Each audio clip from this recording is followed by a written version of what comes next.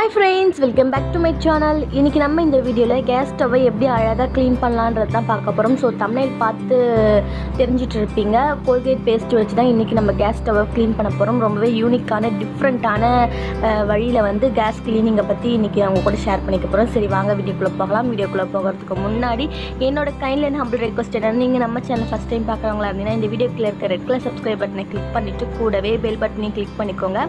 So that நான் ஃபியூச்சரில் போடுற எல்லா வீடியோஸும் நீங்கள் மிஸ் பண்ணாமல் பார்க்கலாம். ஃபியூச்சரில் சொன்ன மாதிரி நிறைய இன்ட்ரெஸ்டிங்கான வீடியோஸ் காத்துட்ருக்கு ஃப்ரெண்ட்ஸ். ஸோ சப்ஸ்கிரைப் பண்ண மறக்காதீங்க. வாங்க வீடியோக்குள்ளே போய் பார்க்கலாம்.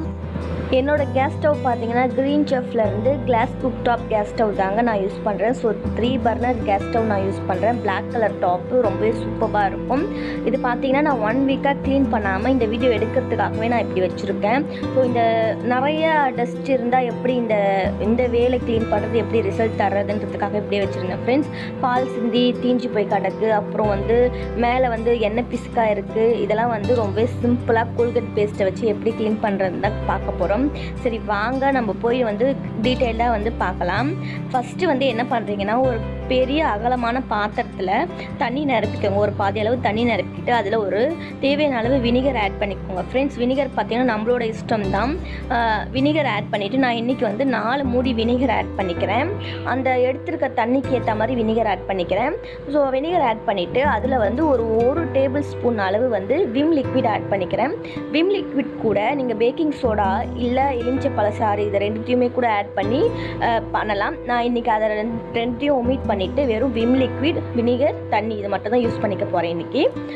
நல்லா வந்து நுர வர அளவுக்கு கலக்கி விட்டுட்டு நம்ம பர்னருக்கு மேலே இருக்க ஸ்டாண்டு இருக்குது பார்த்தீங்களா, இந்த ஸ்டாண்டை வந்து தண்ணிக்குள்ளே முக்கி வச்சுக்கணும். ஒரு அரை மணி நேரத்துலேருந்து 1 மணி நேரம் முக்கி வச்சுக்கலாம். சாரி, எனக்கு வந்து அந்த பாத்திரம் பிடிக்கல, அதனால் நான் பெரிய அகலமான ஒரு பிளாஸ்டிக் டப்புக்குள்ளே போட்டுட்டு நான் அதை வந்து ஊற வச்சுக்க போகிறேன். ஒரு மணி நேரம் ஊற வச்சுக்க போகிறேன். இப்போ அது ஊறட்டும், ஒரு சைடில் ஊறட்டும். இப்போ இந்த கிளாஸ் குக் டாப் மேலே இருக்க டர்ட்டியெல்லாம் எப்படி க்ளீன் பண்ணலான்னு பார்க்கலாம். பர்னரை வந்து ரிலீஃப் பண்ணிவிட்டு கொஞ்சம் போல் தண்ணி தெளிச்சுக்கிறேன். ஸ்ப்ரே பாட்டில் இருந்தால் ஸ்ப்ரே பாட்டில் மூலியமும் தண்ணி தெளிச்சிக்கலாம். அப்படி இல்லைன்னா கிளாஸ் வச்சு கையிலையும் தண்ணி தெளிச்சிக்கலாம். தண்ணி தெளிச்சுக்கிட்டு ஒரு புதுசு ஸ்க்ரப்பு, அதாவது ஸ்க்ரப் வந்து நல்லா பட்டையாக இருக்கணும். இந்த மாதிரி ஸ்க்ரப் எடுத்துக்கிட்டு கோல்கேட் பேஸ்ட்டு பார்த்தீங்கன்னா சின்னதாகவே யூஸ் பண்ணிக்கோங்க. இந்த மாதிரி கோல்கேட் பேஸ்ட்டு வந்து சும்மா வந்து நம்ம அந்த கிளாஸ் குக் டாப்பில் வந்து தடவி விட போகிறோம். ஸோ தடவும் போதே பாருங்கள், அந்த வந்து லைட்டாக வந்து நுரைச்சிக்கிட்டு வரும். ஆனால் நம்ம வந்து தேய்ச்சிக்கிட்டே இருக்கணும். தேய்ச்சிட்டு கொஞ்சம் நேரம் போல் ஊற வைக்கணும் ஃப்ரெண்ட்ஸ். இது அப்போ ஒரு கொஞ்சம் நேரம் ஊற வச்சதுக்கப்புறம் தான் நம்மளுக்கு வந்து பலன்ற ரிசல்ட் கிடைக்கும். ஸோ எங்கெங்கெல்லாம் வந்து கோல்கேட் பேஸ்ட்டு படலையோ அங்கெல்லாம் வந்து நல்லா தேய்ச்சி விட்டுக்கணும். அதே மாதிரி அந்த பர்னருக்குள்ளே இருக்க தட்டு இருக்குது பார்த்தீங்கன்னா, அந்த தட்டுலேயுமே நல்லா வந்து கோல்கேட் பேஸ்ட்டு வச்சு நல்லா தேய்ச்சி விட்டுக்கோங்க ஃப்ரெண்ட்ஸ். அப்புறம் கீழே அடியில் இருக்க சைடில் இருக்க ஓரத்தில் எல்லாமே தேய்ச்சி விட்டுக்கோங்க. நாபுலேயும் வந்து தேய்ச்சி விட்டுக்கோங்க. ஆன் ஆஃப் நாப் இருக்குல்ல, அதுலேயுமே தேய்ச்சி விட்டுக்கோங்க. சைடில் பின்னாடி இருக்க எல்லா இடத்துலையும் தேய்ச்சி விட்டுக்கலாம். அப்புறம் வந்து நம்ம கவுண்டர் டாப்க்கு மேலே டைல்ஸ் இருக்கும்ல, அந்த டைல்ஸில் இருக்கிறதுக்கும் கொஞ்சம் தேய்ச்சி விட்டுக்கலாம். ஏன்னா எண்ணெய் பிசுக்கெல்லாம் க்ளீனாக போயிடும், அதுக்காக தேய்ச்சி விடுறேன். பின்னாடியும் நல்லா தேய்ச்சி விட்டுட்டு சைட்லேயும் சும்மா நல்லா ரஃப்பாக தேய்ச்சி விட்டுக்கோங்க. இது தேய்க்கும் போதே பாருங்கள் பாதி அளவு வந்து போயிடுச்சு, அந்த டஸ்ட் எல்லாம் போயிடுச்சு. நம்மளுக்கு இன்னும் கொஞ்சம் வேணும்னா கூட தேய்ச்சிக்கலாம். இப்போ அதே மாதிரி பர்னரையும் வந்து கோல்கேட் பேஸ்ட்டு வச்சு நல்லா தேய்ச்சி விட்டுக்க போகிறேன். நல்லா வந்து அதில் வந்து பாலிஷ் பண்ணுற மாதிரி நல்லா தடவி துளக்கிக்கிட்டேன். என்னோடது புது ஸ்டவ்ன்றதுனால பர்னர் ரொம்ப வந்து டர்ட்டி ஆகலை, ரொம்ப கருப்பாகலை. அதனால போதுமான அளவுக்கு வந்து நான் கோல்கேட் பேஸ்ட் தேய்ச்சி உடனே கொஞ்சம் க்ளீன் ஆகிடுச்சு ஃப்ரெண்ட்ஸ். அதை தேய்ச்சி ஊற வச்சுக்கோங்க. அப்படியே அந்தந்த இடத்துல வந்து ஃபிட் பண்ணிவிட்டு கொஞ்ச நேரம் போல் அப்படியே இருக்கட்டும். இந்த மாதிரி நல்லா வந்து பெயிண்ட் அடித்த மாதிரி தேய்ச்சி விட்டுக்கணும். ஒரு அரை மணி நேரம் இது ஊறட்டும், இல்லைனா ஒரு 10 நிமிஷம் 20 நிமிஷம் கூட ஊறலாம். நம்ம எந்த அளவுக்கு நம்ம வந்து அப்படியே ட்ரை ஆக விடுறோமோ அந்த அளவுக்கு நம்மளுக்கு பெஸ்ட்டு ரிசல்ட் கொடுக்கும் ஃப்ரெண்ட்ஸ். இப்போ இது நல்லா ட்ரை ஆகட்டும். இப்போ நம்ம சிங்கில் வச்சுருக்க அந்த ஸ்டாண்டை வந்து க்ளீன் பண்ணிக்கலாம். ஸோ அதாவது ஊற வச்சுருக்கோம்ல அந்த ஸ்டாண்டை க்ளீன் பண்ணிக்கலாம். நான் பார்த்திங்கன்னா நல்லா ஊற வச்சுருக்கேன். இது ஒரு அரை மணி நேரம் கிட்ட ஊறிடுச்சு. இதை வந்து நான் வந்து கோல்கேட் பேஸ்ட்டை வச்சு நல்லா தேய்ச்சி எடுத்துக்க போகிறேன். சும்மா நார்மலான ஸ்க்ரப் வச்சு தேய்ச்சாலே வந்துடும். ஏன்னா வினிகர் அப்புறம் வந்து விம் லிக்விடில் ஊற வச்சதுனால ஈஸியாக வந்து நம்மளுக்கு வந்து டர்ட்டி எல்லாம் ரிமூவ் ஆகிடும். பட் கோல்கேட் பேஸ்ட் வச்சு நம்ம தேய்க்கிறதுனால அந்த ஸ்டாண்ட் எல்லாமே கூட பளபளன்னு இருக்கும். அதுக்காக நான் வந்து நல்லா தேய்ச்சி எடுத்துக்கிறேன்.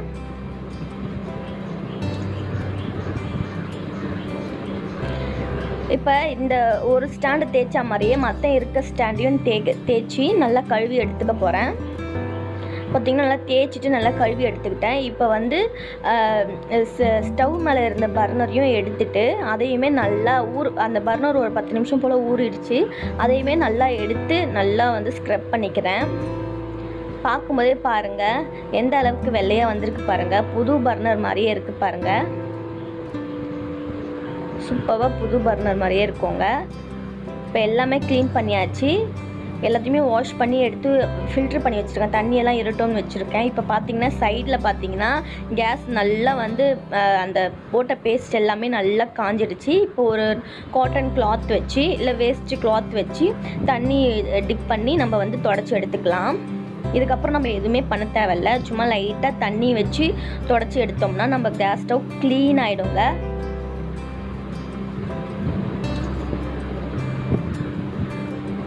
உள்ள வெளியே எல்லா இடத்துலையுமே வந்து நம்ம க்ளீனாக தொடச்சி எடுக்கணும். அப்போ நம்ம வந்து க்ளீனாக துடைக்கலைன்னா அந்த பேஸ்ட்டோட வெள்ளையாக தெரியும். அதுதான் இதில் இருக்க மைனஸ். பட் ஆனால் நம்ம கொஞ்சம் கேர் பண்ணி நம்ம கேஸ் ஸ்டவ்வை வந்து க்ளீன் பண்ணோம்னா ரொம்பவே சூப்பராக இருக்கும். புது கேஸ் மாதிரியே இருக்குங்க.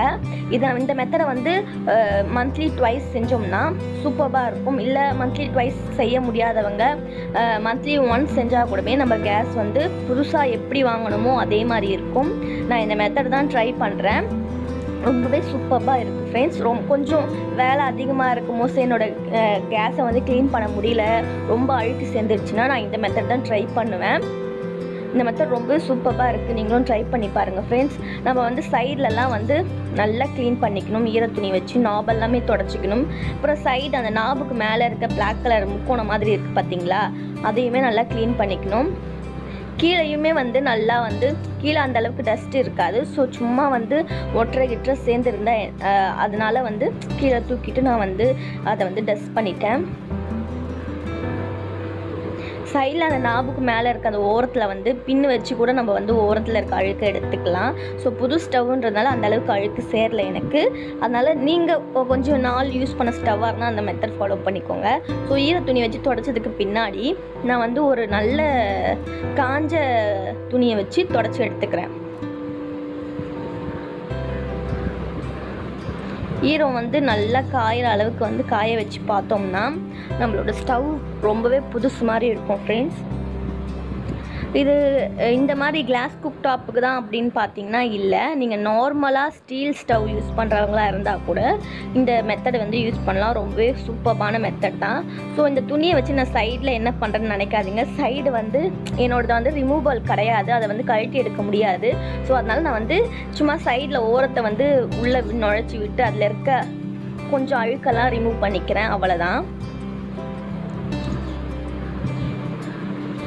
நல்லா தொடச்சி எடுத்துக்கலாம் சைடு அப்புறம் பேக்கு. நம்ம எங்கெங்கெல்லாம் பேஸ்ட் பண்ணி க்ளீன் பண்ணோமோ, பேஸ்ட் போட்டு க்ளீன் பண்ணோமோ அது எல்லாமே நம்ம வந்து க்ளீனாக தொடச்சி எடுத்துக்கலாம்.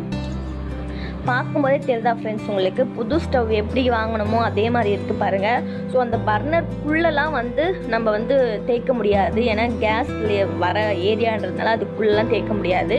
ஸோ வெளியே வந்து எந்த அளவுக்கு நம்மளால் க்ளீன் பண்ண முடியும் அந்த அளவுக்கு க்ளீன் பண்ணிக்கலாம் ஃப்ரெண்ட்ஸ். நான் நல்லா துணியை வச்சு நல்லா தொடச்சி எடுத்துட்டேன். பாருங்கள் எவ்வளோ அழகாக க்ளீனாக இருக்குது பாருங்கள். புது ஸ்டவ் மாதிரியே இருக்குது பாருங்கள். நீங்கள் ஒரு தடவை ட்ரை பண்ணி பார்த்தீங்கன்னா இந்த மெத்தடை வந்து விடவே மாட்டீங்க. ஜஸ்ட் ஒரு 10 ருபீஸ் தான் அந்த பேஸ்ட்டோட ரேட்டு. சின்ன பேஸ்ட் வாங்கினீங்கன்னா உங்களுக்கு வந்து மந்த்லி ட்வைஸ் யூஸ் ஆகும். நம்ம வந்து பர்னரையும் தொடச்சி ஃபிக்ஸ் பண்ணிட்டேன். ஸ்டாண்டையுமே நிறையா நான் ஃபிக்ஸ் பண்ணிட்டேன்.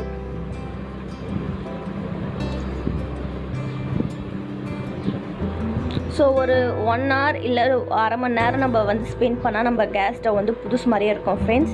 இந்த மெத்தட் வந்து நீங்களும் உங்கள் வீட்டில் ட்ரை பண்ணி பாருங்கள். ட்ரை பண்ணி பார்த்துட்டு எப்படி இதுன்னு சொல்லிட்டு கீழே இருக்க கமெண்ட் பாக்ஸில் மறக்காமல் கமெண்ட் பண்ணுங்கள். இந்த வீடியோ உங்களுக்கு பிடிச்சிருந்தால் லைக் பண்ணுங்கள், ஷேர் பண்ணுங்கள் ஃப்ரெண்ட்ஸ். இந்த மாதிரி மோர் தென் இன்ட்ரெஸ்டிங்கான டிப்ஸ், இன்ட்ரெஸ்டிங்கான வீடியோஸ் எல்லாம் பார்க்கணுன்னா மறக்காமல் என்னோடய சேனலை சப்ஸ்கிரைப் பண்ணி கூட இருக்க பெல் பட்டனையும் கிளிக் பண்ணிக்கோங்க ஃப்ரெண்ட்ஸ். இந்த வீடியோ உங்களுக்கு ரொம்ப பிடிச்சிருக்கும்னு நினைக்கிறேன். பிடிச்சிருந்தா ஃப்ரெண்ட்ஸுக்கும் ஷேர் பண்ணுங்கள் friends. Bye bye, see you.